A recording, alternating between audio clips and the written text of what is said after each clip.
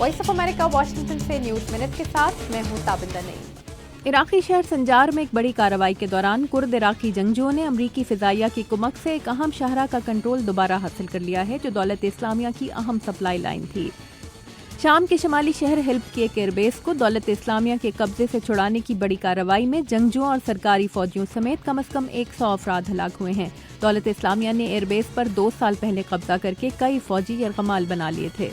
माल्टा में होने वाली यूरोपीय और अफ्रीकी मुल्कों की कॉन्फ्रेंस में यूरोपीय रहनुमा डोनाल्ड टस्क ने कहा है कि यूरोप को Schengen passport travel free zone के तौर पर बरकरार रखना वक्त से लड़ने के मुतरादिफ है, क्योंकि जर्मनी, स्वीडन, स्लोवेनिया और कई यूरोपीय मुल्क पनागज़ी बहरान से निमटने के लिए तमाम फैसले खुद कर रहे हैं। आलमी डोपिंग एजेंसी की तरफ से रूसी एथलीट्स पर सरकारी सरपरस्ती में डोपिंग के इल्जामात के बाद खदशा है कि अगले साल ओलंपिक्स के ट्रैक एंड फील्ड इवेंट्स में रूस के एथलीट्स को शिरकत की इजाज़त नहीं दी जाएगी।